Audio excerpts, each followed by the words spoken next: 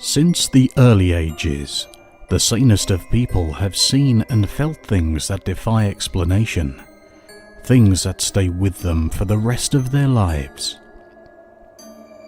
To unburden themselves of these tales, they turn to author and researcher Steph Young, collating innumerable stories of darkness, of phenomena that march to a different drum, the parade of mysteries. Turn off your lights, close your eyes, and see for yourself. With Steph Young. Come with me into the night. I have secrets and mysteries to share. We're going to be taking a look at some strange missing persons cases, sometimes resulting in deaths, and some very cryptic clues left behind. In the 1960s, talented musician and songwriter Jim Sullivan's debut album was lauded by many as an incredible, evocative and haunting body of music. Entitled UFO, it was recorded in 1969 in Los Angeles. Despite the success of it among aficionados of that type of music, however, he didn't hit the big time. His album had been recorded with session musicians who'd backed stars such as the Beach Boys. But sadly for Jim, his profile failed to reach the heights of this band. And it seems that feeling frustrated by this lack of success, despite his many fans, he decided to try his luck in Nashville to see if he could get his big break there.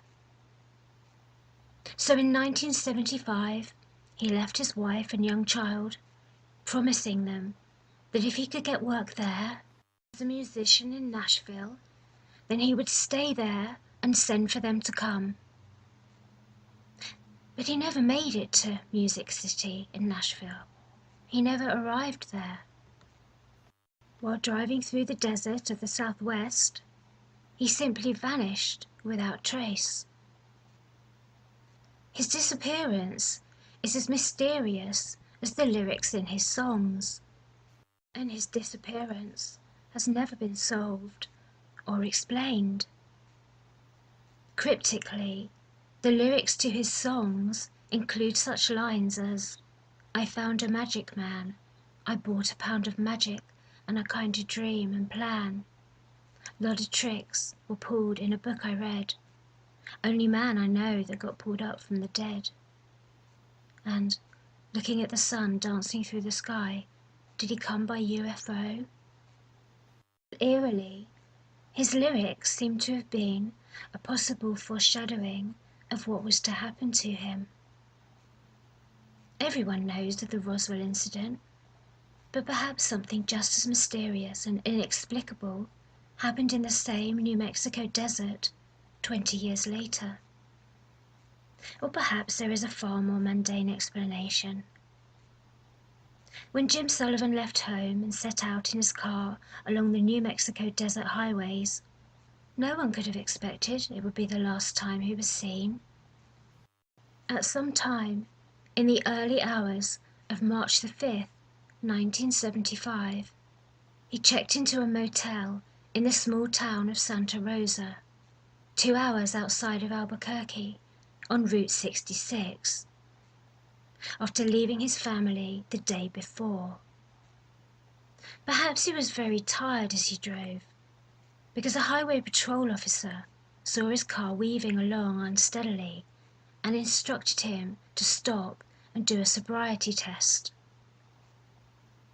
Jim passed the test, however, and as he was found not to be intoxicated, the policeman allowed him to go on his way, although perhaps did advise him to stop for the night, because soon afterwards he checked into the motel.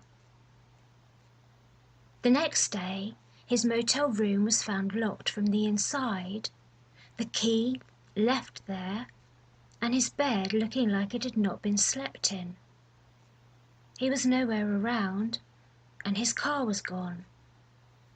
Later, The car was found about 25 miles away from the motel, parked up very close to a ranch property. The car was locked. It was parked in the middle of the road. For some, the man's disappearance captured the fascination, despite it happening many years ago. And one man, called Matt Sullivan, who shares the same surname but is no relation to Jim, became so intrigued by the tale and the mystery, he set out to investigate what could have happened to him. Matt Sullivan, who runs an independent record label called lightintheattic.net, was a big fan of the vanished man's music. The strings, his voice, it's all so dark and eerie, he says. With or without his disappearance, there's something in those lyrics that's incredibly eerie and mysterious.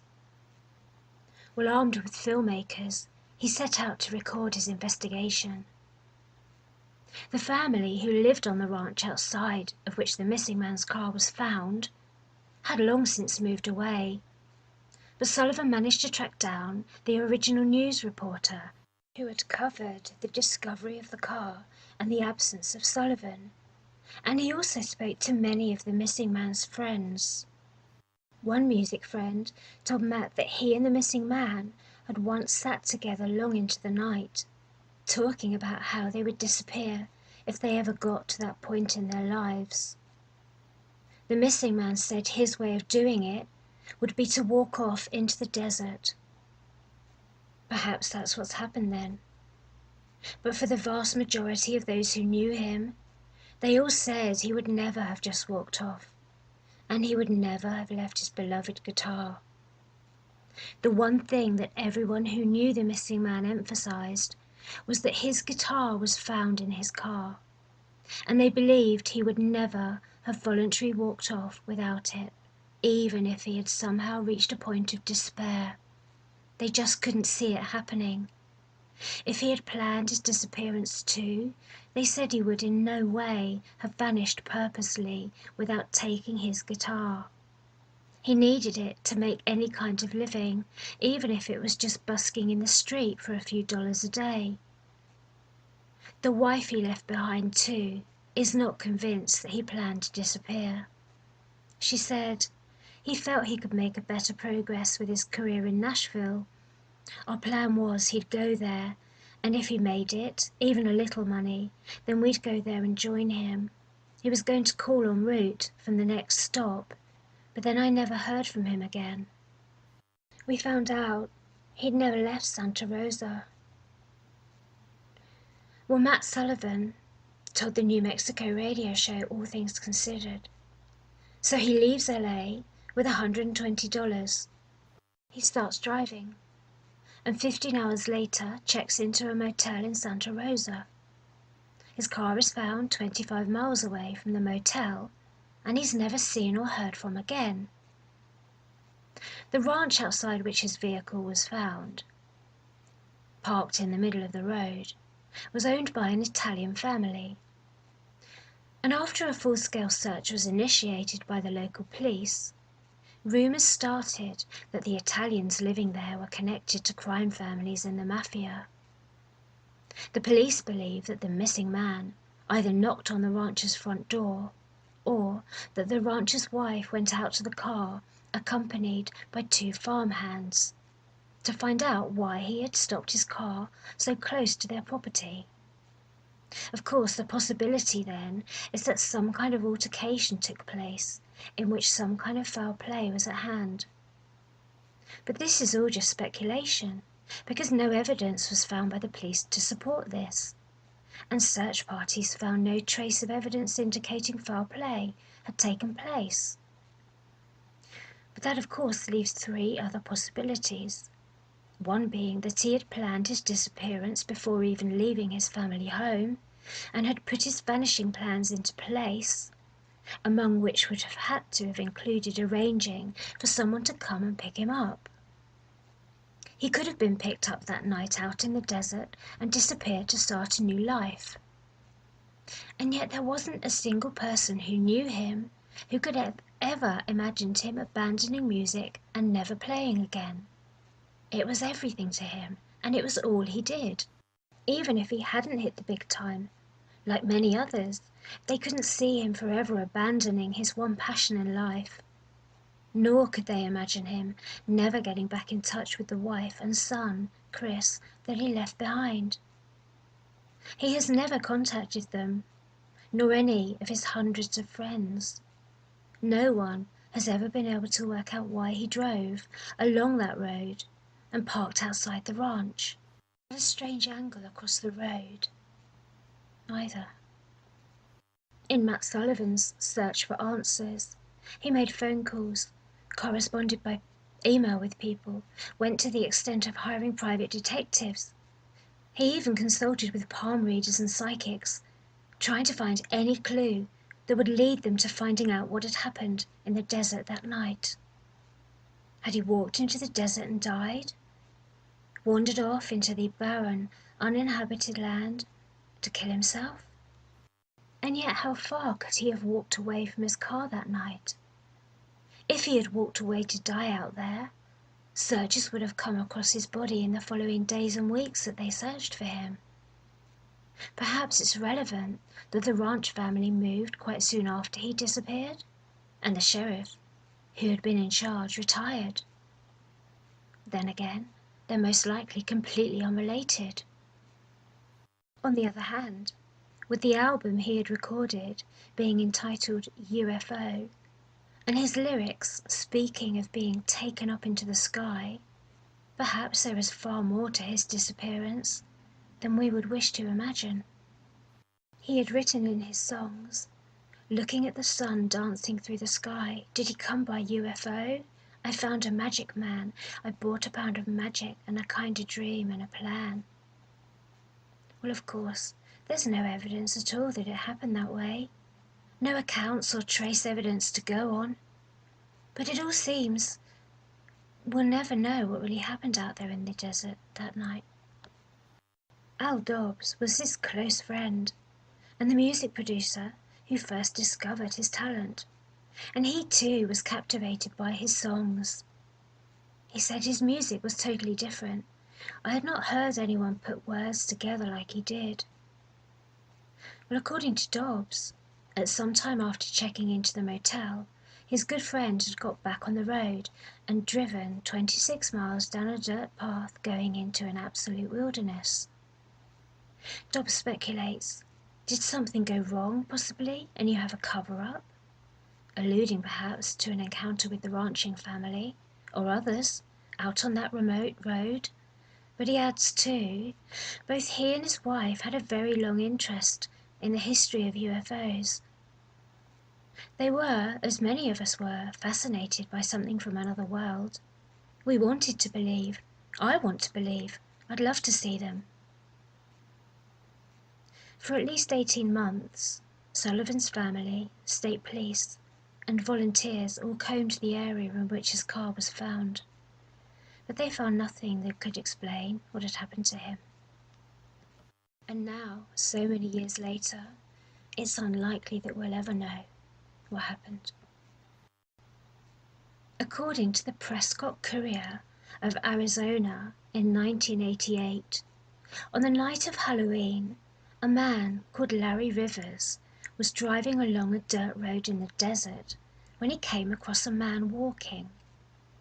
Slowing down the car and opening his window, he asked the man, "What are you doing out here?" "I'm looking for the beast," the man on foot replied. The man's name was David Stone, and he was wearing just a t-shirt and shorts, despite it being winter. This was believed to be the last time he was seen alive. Nearly a week later, he was officially reported missing. His remains were not found until 4 years later, when 3 hunters stumbled across them. The former deputy sheriff, William Cavalier, said, "It's just about the strangest thing that ever happened round here." When the man was reported missing, the search for him was massive. Planes flew overhead, Teams of searchers covered and recovered the ground with bloodhounds. There was no sign of him. His tracks were found, but it seemed they just stopped. The missing man, David Stone, had been traveling en route from San Diego to El Paso in Texas, where he was due to be best man at a friend's wedding. When he didn't arrive for the wedding, his father contacted all of the sheriff's offices between San Diego and El Paso.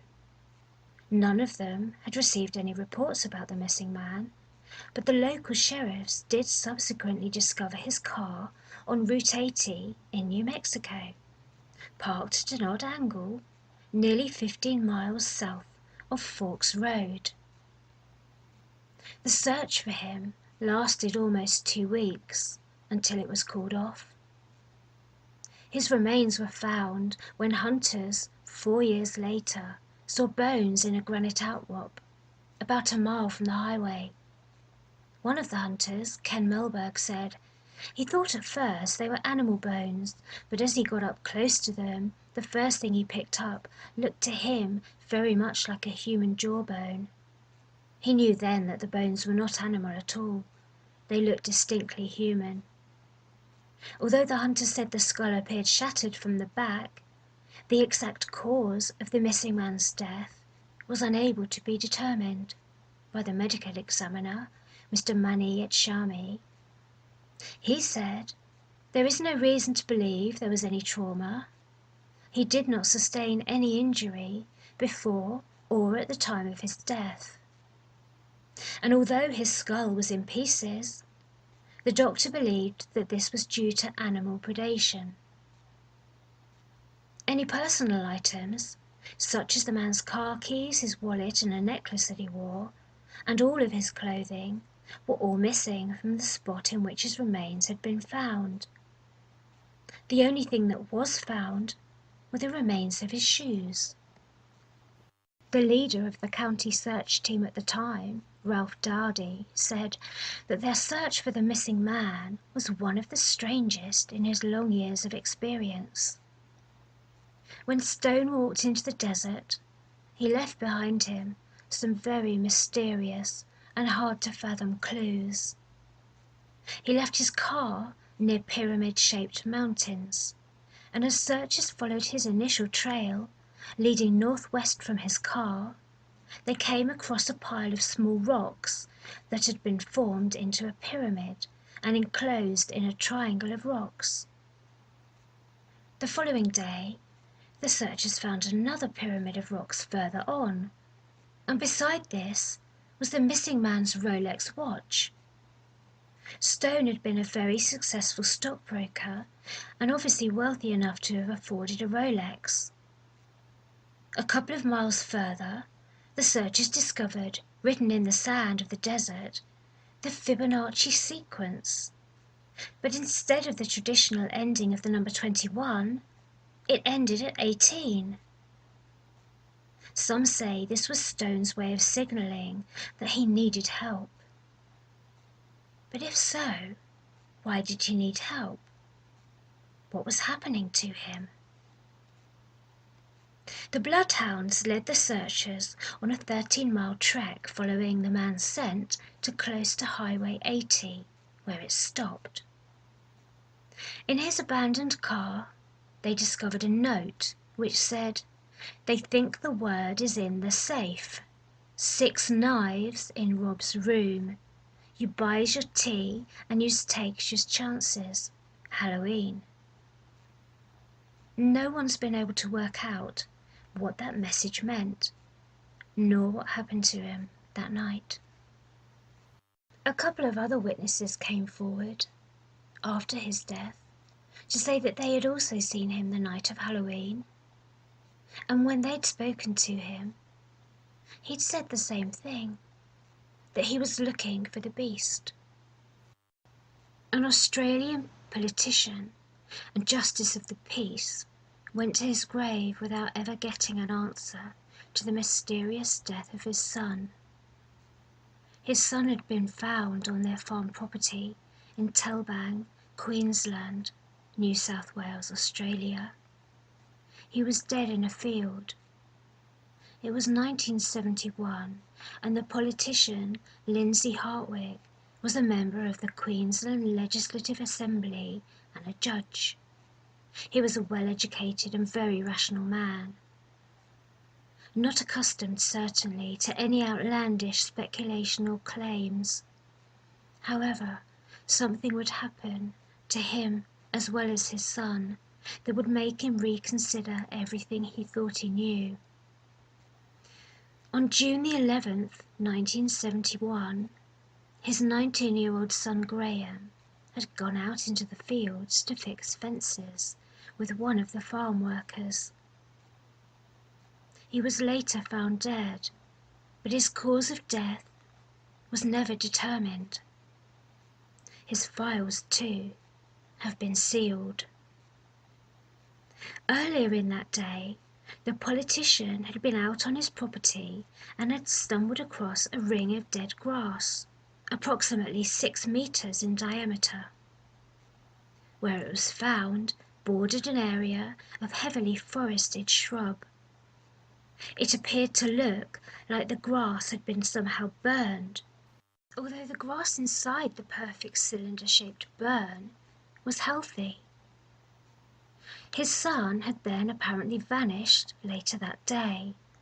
He was out on the extensive property helping the farm worker at a distance of about 2 kilometers from the farmhouse.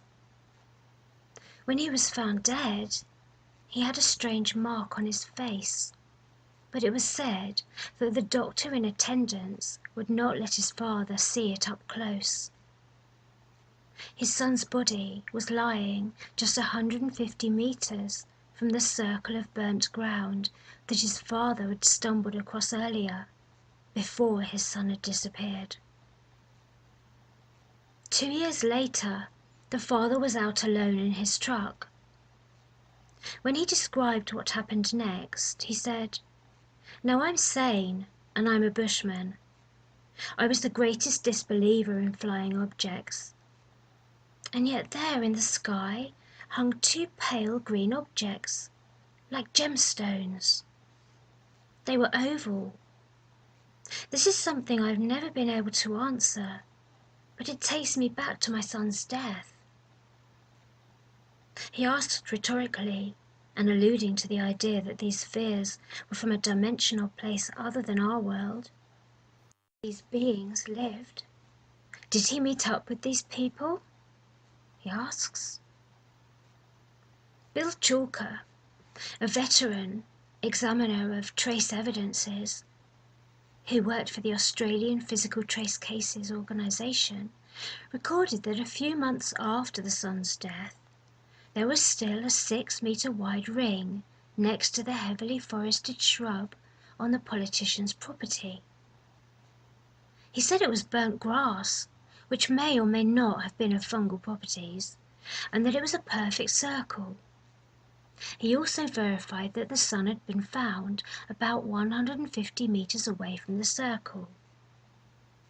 He added that it was reported there was a strange mark on his face, but an autopsy was unable to reveal a cause of death.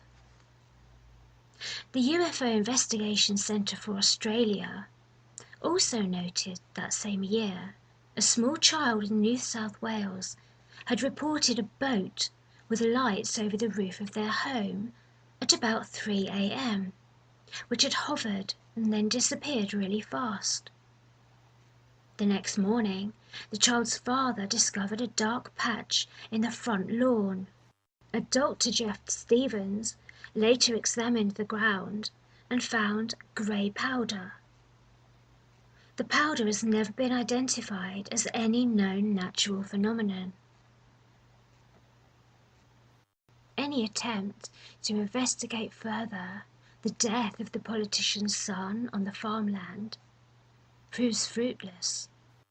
The reason being that his files have been sealed and no one is allowed to access them. The next story happened in 1943, on April the 18th, in the midst of World War II in England, when 4 young boys out hunting for birds' nests in the Hagley Woods in the county of Worcestershire, England, came across something which they could never have anticipated.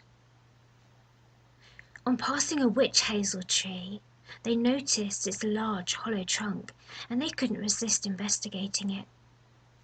The smallest of the four boys ventured inside the tree trunk, and to his absolute horror, he found a human skull. Jumping out of the tree in terror, he screamed and told the other boys what was inside, and the group of boys fled in fear and shock, running back home as fast as they could. And although they had sworn not to tell a soul about what they had seen, one of them couldn't resist talking about the grisly discovery. He was so traumatized by finding the skull, which still had patches of hair attached to it, and he broke down and told his father what he had seen in the tree in the woods. His father summoned the local constabulary straight away, who descended on the woods to retrieve the skull and search the scene. Along with the skull was the gruesome remnant of hair still attached to it, and tiny bones scattered, along with tatters of clothing that the victim had presumably been wearing. The local pathologist at the time, Dr. James Webster, determined that on investigation of the bones and the skull, the victim had been a female aged 30 to 40 years of age. Chillingly, it appeared that he had also determined she had been placed inside the hollow tree trunk while still warm, at least 1.5 years earlier. This ruling meant that she had either just been killed when she had been placed inside the tree, with her limbs still flexible enough to position her inside of it, or she had been forced into the tree alive. Also found with the skull had been remnants of a piece of taffeta, which had been pushed into her mouth while she was still alive. All of the dentists in the area were contacted to see if they could match the pattern of the teeth still attached to the skull, but none could. The cause of the woman's death was ruled as asphyxiation, caused by the taffeta being pushed into her mouth. But the police, however, could find no correlation with any women on their missing persons lists. Weeks passed by, turning into months, and then suddenly graffiti appeared which said, "Who put Bella down the wych elm?" The message, cryptic in its question, implied of course that someone clearly knew more about this than the police did, but they weren't sharing it, other than to leave this enigmatic and rather taunting message. The person who left this graffiti has never been identified, nor either has the answer to the graffiti's question. During a radio BBC retrospective investigation looking back at the case, reporter Steve Punt was contacted by a woman who said she had known a lady called Una Mossap. Una Mossap was a lady who had been married to a man called Jack. Jack was employed at the time of the incident at the local munitions factory, purportedly doing manual work, and yet he was usually seen in rather dapper clothing, despite the war shortages. He was also alleged to have purchased a Royal Air Force uniform, and villagers said he would often be seen wearing it, despite not actually being in the Royal Air Force at all. He often came into the village to stop off at his grandmother's and to have a drink in the pub, usually accompanied by another man who was believed to have been from Holland. 12 years after Bella had been found dead in the tree, this man's wife had gone to the police and given them a written statement which said that her husband had confessed to both her and his grandmother that he had put Bella in the tree. He said the three of them, he, the Dutchman and Bella, had been having a drink and that Bella had become awkward, perhaps meaning that he was saying she'd got drunk. Well, in an effort to apparently cool her down, he said he and the Dutchman had apparently shoved her inside the tree and left her there to calm down and sober up.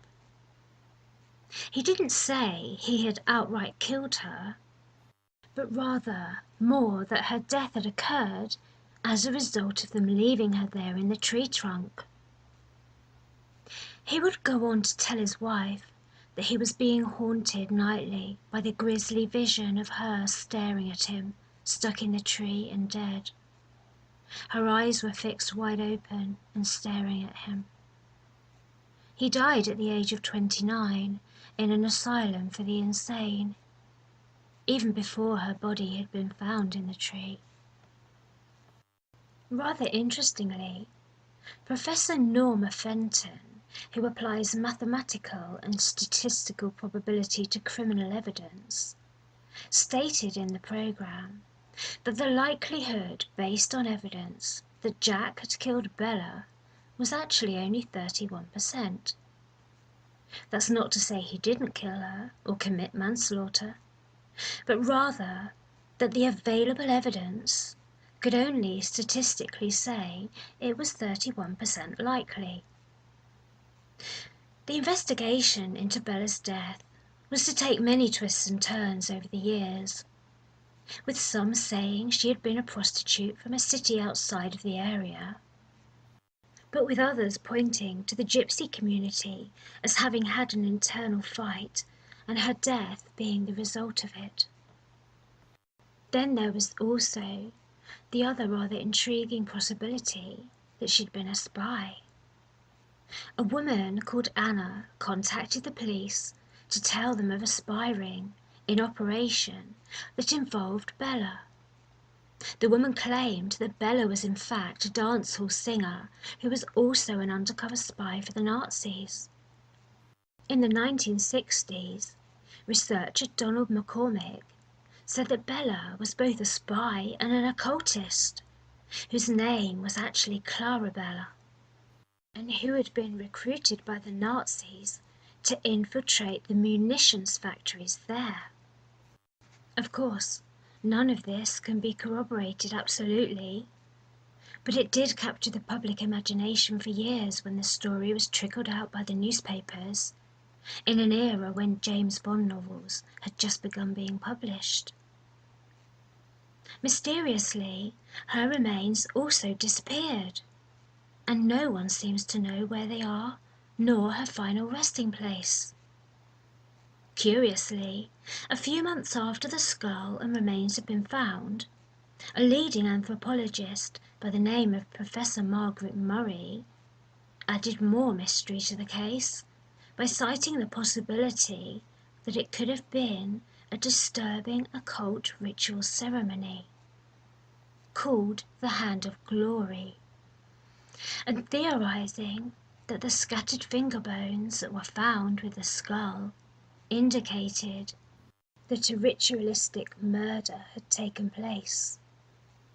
The professor's position was that Bella had been summarily executed in this ceremony, and her hand removed and taken to be used as a hand of glory. The professor had already written books on the subject of the occult and witchcraft across Europe, and it was her belief that there was a secret cabal of witches who had infiltrated the highest levels of English aristocracy and political power. Less than an hour's drive away, 2 years after Bella or Clarabella's death, there had incidentally been the witchcraft killing of Farmer Charles Walton, who had been found lying in a field, a pitchfork embedded into him, pinning him to the ground, and a cross carved into his chest. As for the Hand of Glory, it is said to be the left hand that is taken, the hand of the left path.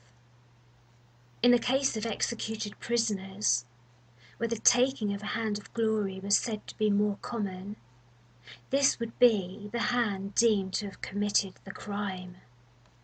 Literally, the hand that had done the evil deed.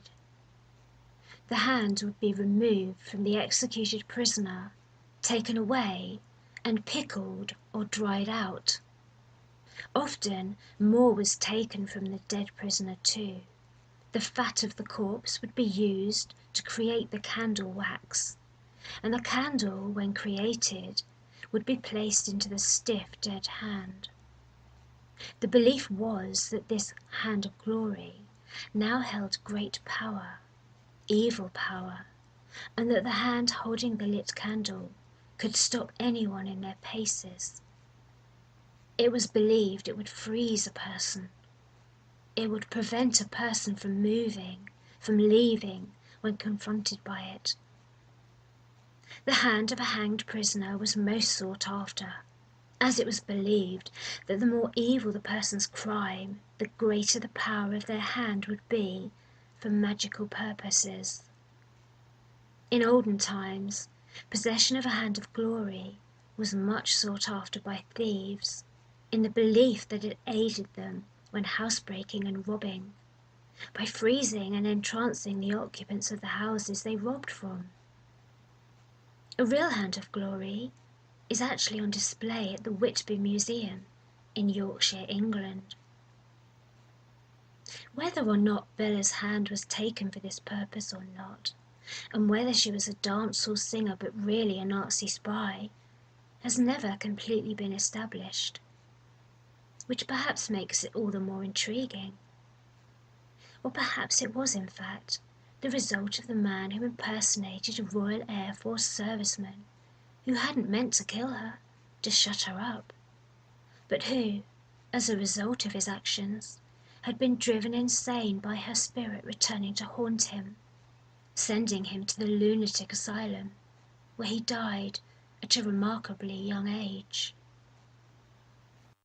A New York advertising man's disappearance from a desolate Wyoming highway has all the ingredients of an intriguing mystery novel, except for the final chapter. The reason the Observer newspaper said this on April the 12th, 1984, is because the final chapter is unable to be written. The mystery itself has not been solved, and it's a complex web of cryptic clues that, despite the passing of more than 30 years, remain ever elusive. His mother once said, "This is a horror, and no one should have to be put through this." His sister said, "It was all my fault that we ever went to that house in Maryland. I'm sorry I even suggested it. I don't know what everything means. It's all so weird. The story is so much more bizarre than I told at the time." It is a story that encompasses everything from UFOs, seances, assassinations, robberies, ghosts, and cover-ups, and of course, the death and disappearance of a young man. This all started because of a seance at that house, and everything went crazy from there. "I still don't like to think about that night," his sister said. Her brother, Donald Kemp, had been working in New York as an advertising executive at an agency. But outside of work, he was a passionate researcher into Abraham Lincoln. In particular, he was most interested in the circumstances surrounding his assassination. So much so that he belonged to a group that shared their obsession for Lincoln, and indeed he spent much of his private time researching too, with the intention of writing a book about it.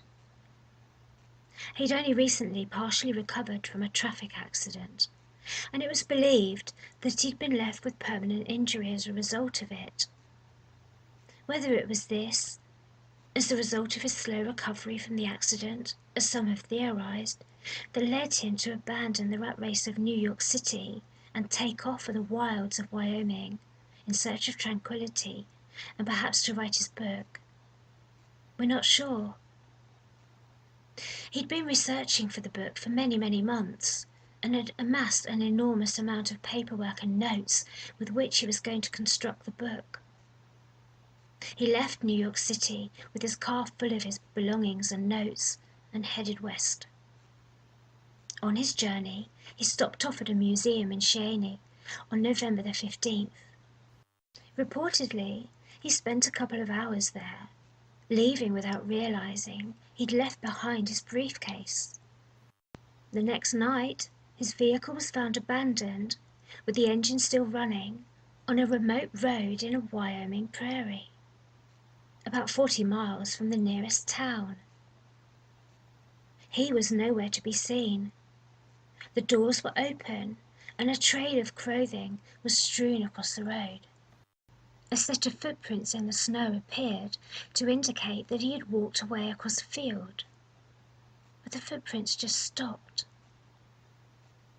After his vehicle was reported to local law enforcement, a search was initiated immediately. A duffel bag was discovered some distance from the car, containing items that were later identified as belonging to him. And rather strangely, his socks were found 6 miles away in a barn, lying next to a pile of wood, which appeared to have been gathered in order to build a fire. Due to a snow blizzard, the search had to be abandoned after 3 days, but it hadn't been snowing when he disappeared. During the search, local law enforcement said they found no other tracks in the snow apart from a single trail of footprints. They covered the area by helicopter too, but again found nothing that would indicate anyone else had been there. But neither could they find any trace of Don. Though they had found the footprints, they did not find a clear trail to lead them anywhere. The trail of footprints appeared to just stop. The missing man's family asked the sheriff if a search could be carried out using tracker dogs, but it's believed that he said that would not be possible, because blizzard conditions had set in. The police believed he had to have died out in the harsh conditions. He was not in the barn when they arrived there, and he was not out anywhere on the prairie. Crucially, although a blizzard did come, it had not been snowing at the time his car was found abandoned. The snow arrived 3 days later. 5 months later, 2 separate individuals came forward to say they'd seen him in Casper, Wyoming and Cheyenne. Then, a close friend back in New York City received several missed calls. She was out of the city when the calls were made to her apartment, but her answer phone picked up the voice messages that were left for her. When she returned, she listened to them. She heard Don's voice, or at least, she was absolutely sure it was his voice. The police did manage to trace the phone number that these calls had come from. They traced them to a trailer in Wyoming. The young male resident of the trailer was a man by the name of Mark Dennis.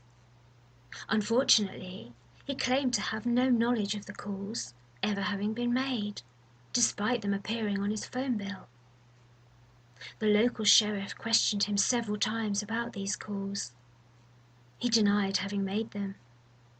The sheriff said he felt satisfied with this. The missing man's mother, however, was not satisfied. She questioned the young man too, most insistently, determined to get to the truth.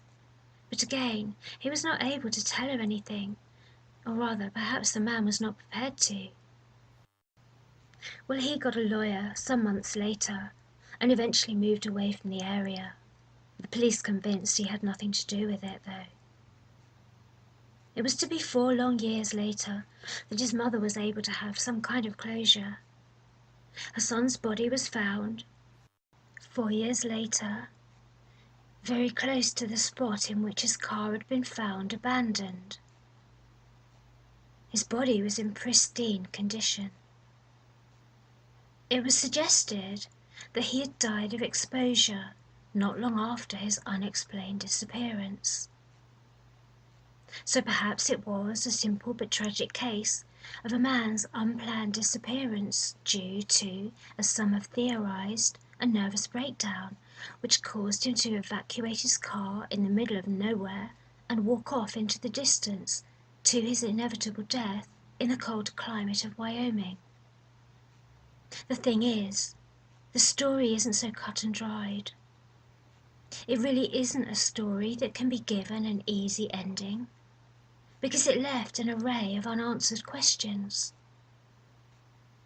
In what had to be a completely unprecedented circumstance, his body had not attracted any natural predators. No animals or vultures had been drawn to his dead body. There was no way that his body had been covered by snow for 3 years. The snow would have melted. And it hadn't been snowing the night he disappeared. Also, his footprints didn't lead anywhere.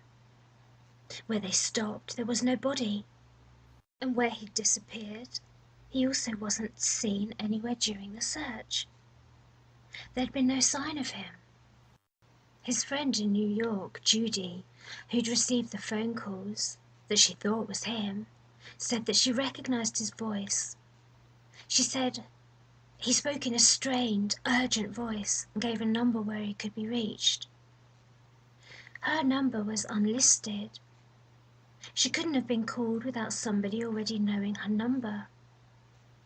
The question is, how could Don have made that call when the cops believed he'd died soon after he'd disappeared? His backpack was found soon after his abandoned car was found. Did someone else call her? Someone pretending to be him? Why would they do that? Was it a prank? Was it the guy from the trailer who said he'd never met Don? Or had someone else stolen his backpack?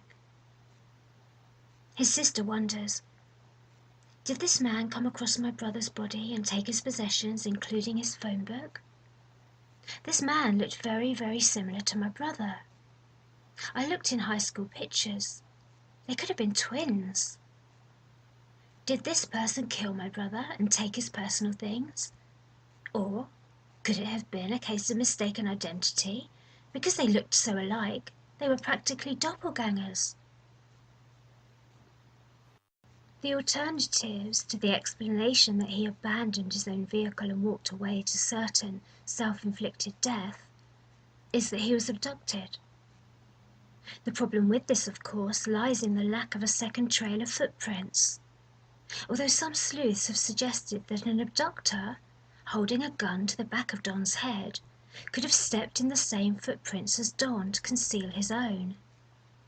The abductor would have had to have walked a great deal of confidence and carefulness to have succeeded in doing this, however. And the barn where his socks were found was 6 miles from the abandoned car. And yet the footprints seemed to stop quite near to the car. There's never been an explanation about the phone calls. Had Don been abducted, held at the man's trailer? But then how did his body come to be found in pristine condition, and so close to the scene of his disappearance, and yet 3 years after he disappeared? Locals in Wyoming at the time expressed the strangeness of the circumstances. They didn't think his body would have been left alone by natural predators, and the harsh weather was too much and would have taken a toll on his body before it was found, even if it had been frozen and hidden under snow. And how could a body lie out in the open for so long and not be noticed, even, as the police believed, if he'd been there all that time? Even though it was a remote location, the land had to be owned by somebody. Wouldn't somebody have seen his body if it had been lying there for 3 years? Had he been abducted by somebody who had blocked his path on the road? Someone with another vehicle who had flashed at him to make him stop, or placed a hazard in the road which forced him to stop? Did someone pretend to be a distressed person in need of his help? If so, why would that person have placed him back in the same spot 3 years later after being killed, and his body left unmarked and completely untouched? None of this makes any sense at all, and yet it gets much, much stranger. After his death, his sister was contacted, by an expert professor from the Smithsonian Institute in Washington called Dr. Angel. He phoned and asked if he could see her brother's remains. The family agreed, and his body was sent there. The doctor said his body was in perfect condition, untouched, and he concluded that there was no way he had been lying in the open for the last 3 years. The doctor was an expert in anatomy and anthropology. But how did this doctor even learn about her brother's death? The doctor told them that her brother was missing the hyoid bone, which is a bone in the neck that supports the tongue. He also said there was a small, perfectly round hole in his head. The doctor was insistent that nothing he knew of was capable of causing that hole. He said he had never seen anything like it. The sister says that before her brother left for Wyoming, he'd given her a book, and it was called The Universe. He turned to a page and said, "The Pleiades. I don't know why, but I feel that you may need this. It may be of some importance to you later." Well, his sister put the book on the shelf without reading it. In the same area that her brother disappeared, before they found his body, there was a UFO group run by a Dr. Springer. He contacted Don's sister too. He said they were there because of cattle mutilations. His sister says that they believed that her brother had been taken. They'd been camped out the night that her brother went missing, and they said they were researching cattle mutilations, and they believed that it was related to the fate of her brother. His sister dismissed this. She said in those days, back then, there were no TV, sci-fi channels, no programs about ghosts and aliens. She didn't think it made any sense. She'd never heard of the Pleiadians before. His sister says, "I know this all sounds crazy, and yet I'm talking about the facts." Then there is also something else which plays its part in this story. Something happened before all of this. It was my fault that we ever went to that house in Maryland. I'm sorry I ever suggested it. I don't know what everything means. It's all so strange.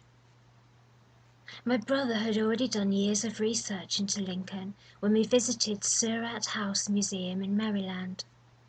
There was a woman at the reception, and when we went in, she asked us if my brother was the man writing the book. When he said yes, she said she had been given a message by someone to give him their name and phone number.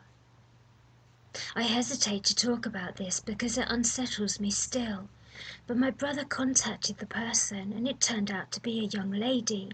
She said she was a psychic and she wanted him to come to a séance.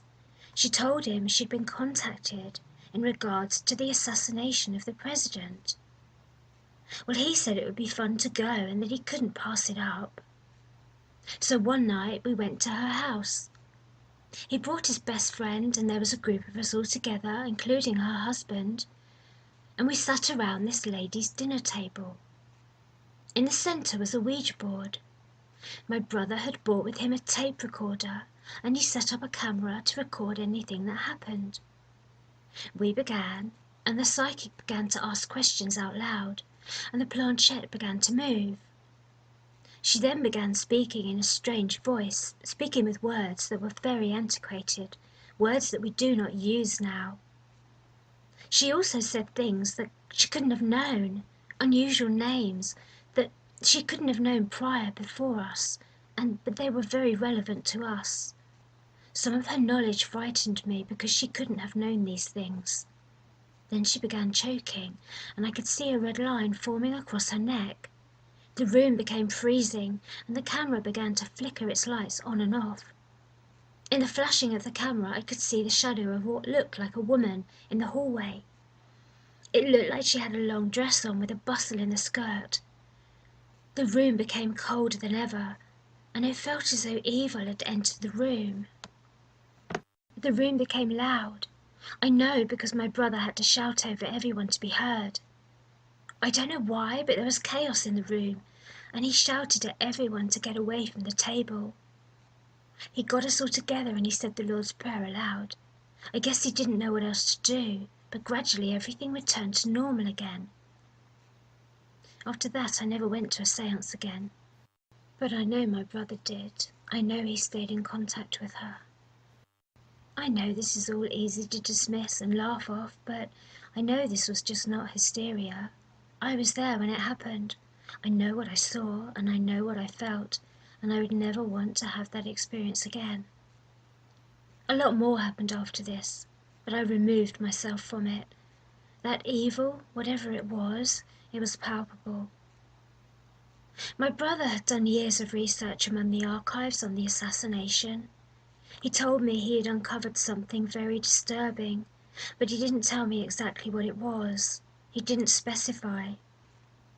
Did he uncover something, and did someone know he had found something? Or did they think he had found something? Perhaps it was all coincident, but I don't know how else to explain all the robberies and break-ins and deaths that followed. In 1983, Don's mother asked one of his friends if he would go to Wyoming and drive back the car that Don had taken. He took a plane and he went to claim the car, then drove the car back to Maryland. The vehicle was broken into when he parked it overnight in a motel as he slept. Many of my brother's missing research papers were taken. When he parked it again, returned to the family in Maryland, it was broken into once more, and further personal items relating to the research were taken. When the remaining items were put into storage, another theft happened. Now, almost all of his research was gone. Some of the remaining papers were given to a historian, who died very soon after in a traffic accident. A few audio tapes remained, which had not been in storage or in the car. They were donated to a man called Mr. Frank Harrington in Virginia. Soon after taking possession of the audio tapes, his house was burnt down with him inside, and he died. Other papers which the family still had were donated to a Civil War store. The owner of the store died in an accident, and the papers were nowhere to be found. Once all of his research had been destroyed or taken, all of the break-ins and accidents stopped. Was his death really about an assassinated president? Were his family fed some kind of disinformation about UFOs and cattle mutilations and seances to divert the family's suspicions that Dawn had been silenced because of the information he had said he'd uncovered about a president's assassination? And yet the assassination happened so long ago. Was it really that sensitive if a revelation came out? Again, the story has no clear ending, and we'll never really know what happened. What had he uncovered in his research that appears to have resulted in a number of people's mysterious accidents and deaths? But how did this tie in with the book he had given his sister? Turn to a page about the Pleiades. Was there any connection to the purported cattle mutilations in the area? And what about the hole in his head? Well, none of these puzzling questions have ever been answered, and his disappearance and death appear to remain an enduring mystery.